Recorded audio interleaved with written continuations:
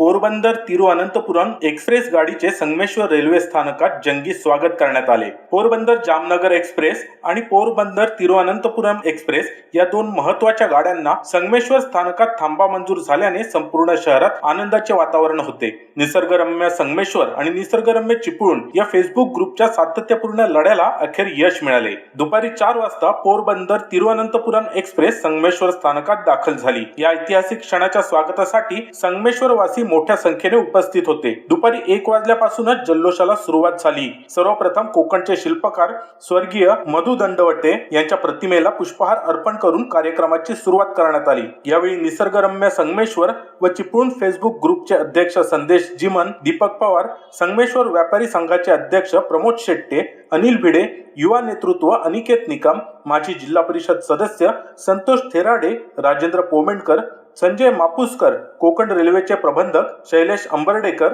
यांच्यासह अनेक मान्यवर आणि ग्रुपचे सर्व सदस्य उपस्थित होते। रेल्वे स्थानकात गाडी येताच न्यू इंग्लिश स्कूल पैसा फंडच्या विद्यार्थ्यांनी बँड लेझिमच्या तालावर ठेका धरत संपूर्ण परिसरात उत्साहाचे वातावरण निर्माण केले।